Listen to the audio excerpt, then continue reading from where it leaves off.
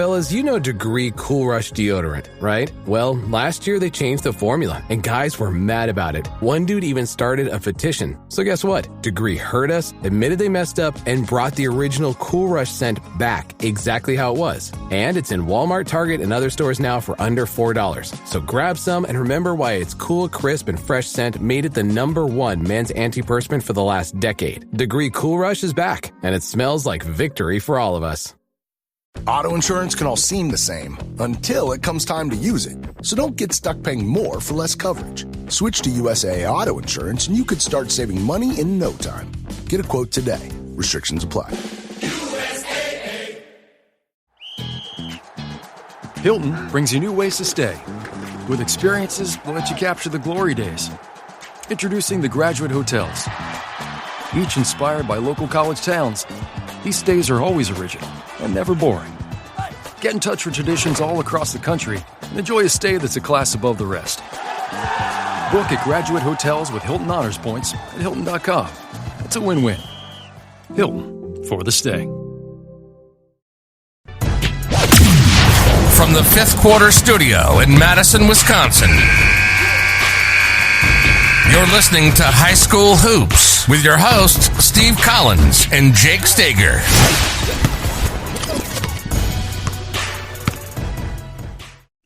All right, welcome to High School Hoops. So before we jump in, I'd like to give a big shout out to our two sponsors. First of all, Dr. Dish, the #1 shooting machine on the market. Like I said last week, purely observational. They have helped us win a lot of basketball games this year. Mention High School Hoops or Coach Unplugged or Coach Collins or no. I don't mean to jump in. I've been watching all your games this year, and again, the shot confidence, the distance, the quicker release. You're not shooting off balance. You got like the kids are just more confident. I know when it's in too, if it's on balance. Right, for sure. Sure. Mention them, you get $400 off. But yes, I think thank you, Dr. Dish, is all I have to say. Also, go over and check out teachhoops.com for coaches who want to get better. When my season's done and I've come back from drinking a margarita on a beach and somewhere in the South, then I'm going to deep dive. I have literally a laundry list of stuff that's going to go into teachhoops.com. And when it does, it's inflation, baby. It's here in the U.S. It's hitting everything. It's going to hit teachhoops.com too. I got bills to pay. I mean, I love doing it, but I'm not going to go in debt doing it. So I got bills to pay. So again, it is the interactive Netflix of basketball. Yeah, it's better than Netflix. It's way better because you hear our conversations. I want you guys to think about it this way: is that if you were in Teach Hoops right now and you were having a one-to-one session, you would basically be me interacting with Coach Collins. It's amazing.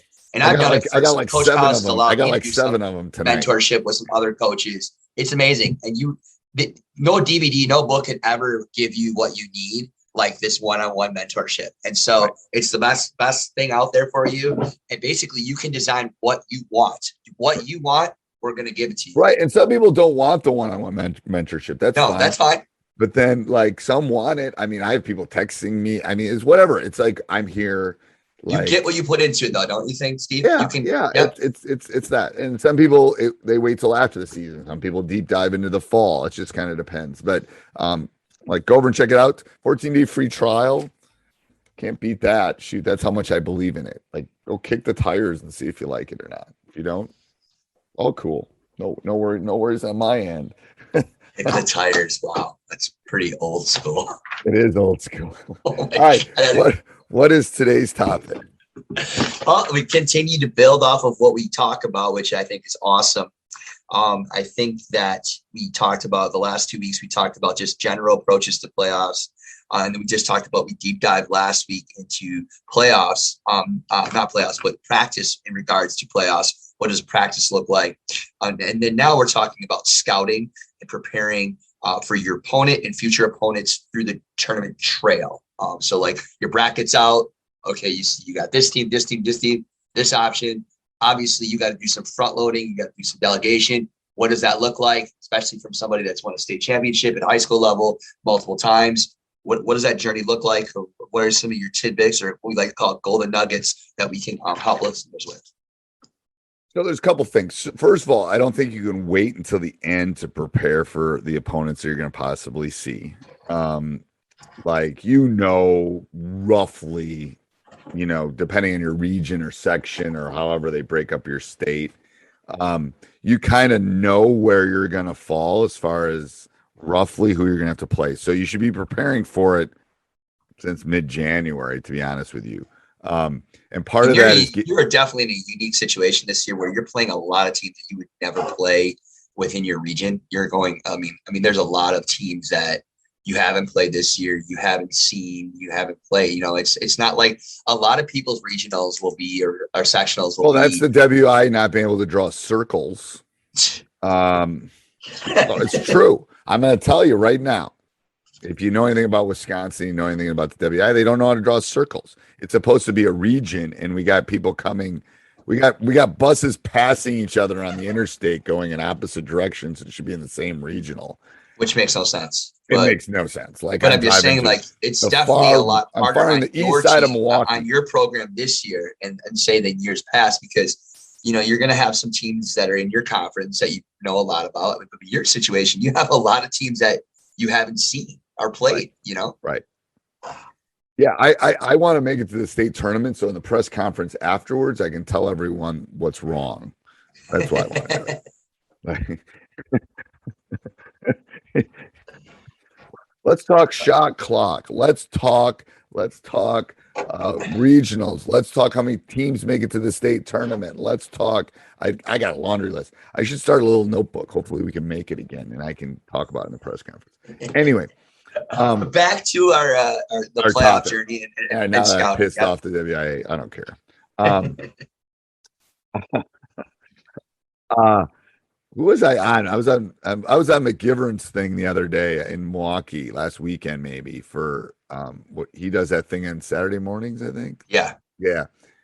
And he had me on, and he goes, "The thing I love about Steve is I'll just ask him a question, he'll tell me." He goes, "Shot clock." I go, "No." And he starts laughing. I go, this is why, but do I know it's coming? Yes, but here's why you shouldn't have it. But anyway, back to the playoffs. So yes, so delegation is king. Film is king. So you can't wait.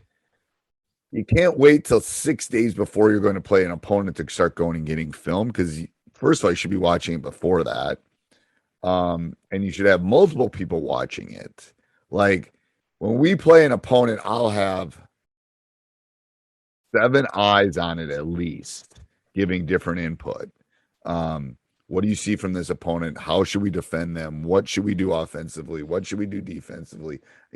That's the 7 on top of me, and I'm at the top of the triangle because I'm the one that has to make the decision at the end. So I think that is it. Obviously we play Friday, Saturday in our regional. So I only worry about winning Friday. I don't worry about Saturday until Friday at 9:30. Don't you have things already set up? Like have you looked at their film? When we went on Friday, we feed the boys and we start talking about Saturday before they leave school. What I'm saying though is that you must have some things, diagram or notes about them before you even have won that game, correct?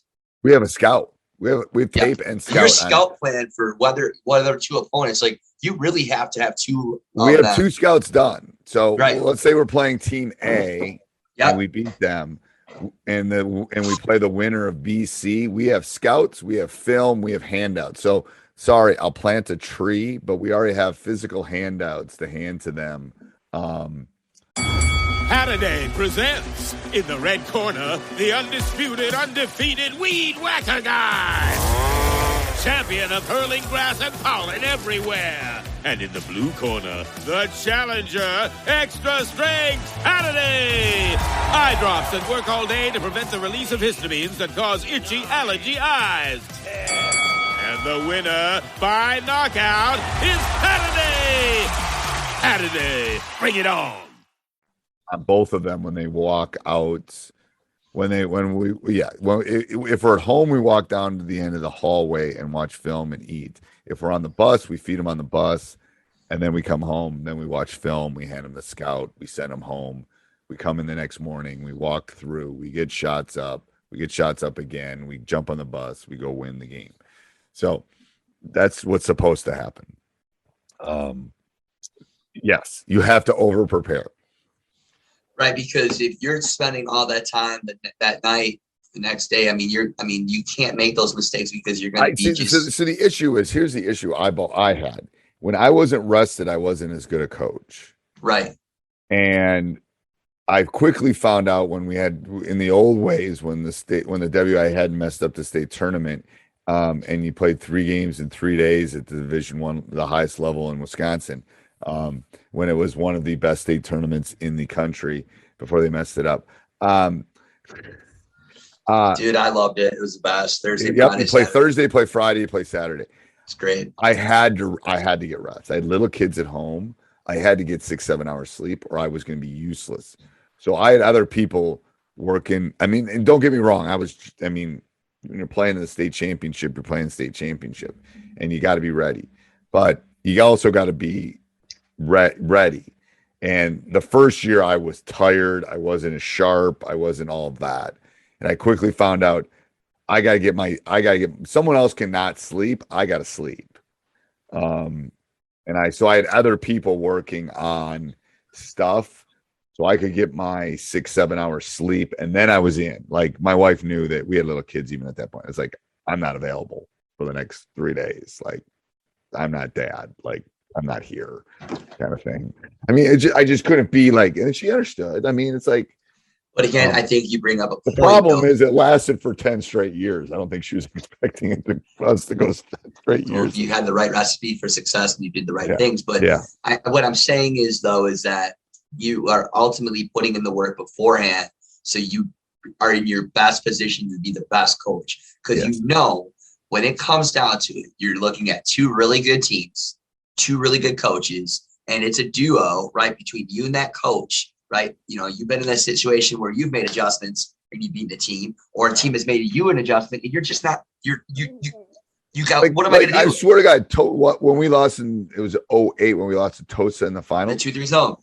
They had never run a 2-3 zone all year. I'm telling you, we had every game. They hadn't run one possession of a 2-3, and he throws a 2-3.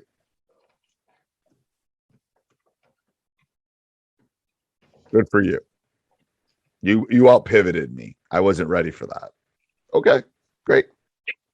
Damn, that one still burns. There's a couple that burn. That one burns. It's like that's just another coach from a good coach giving them this reality. It's the chess match. It's chess match, man. You got to be, and you got to put in the work.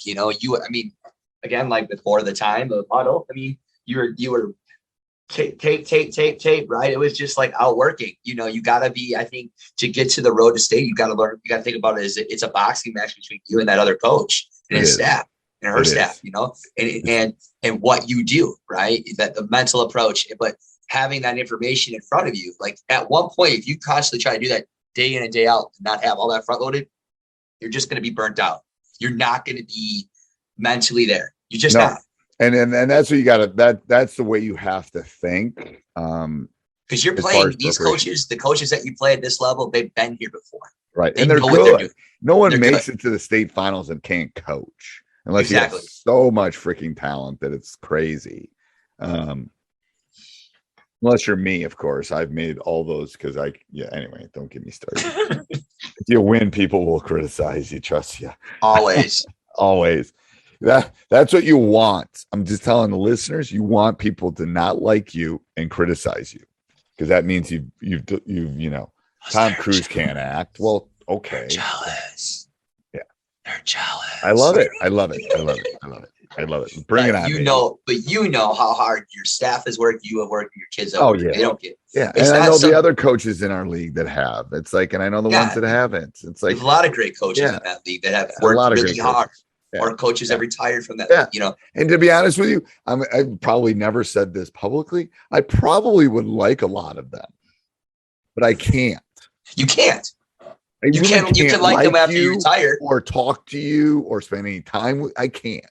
That's just my personality. It's nothing against you. I'm sure you're a very nice human being.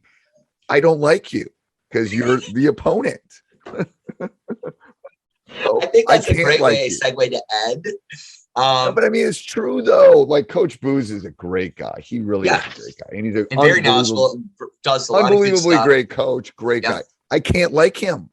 Can't like him because I just mentally, you're my enemy. Like you're Russia.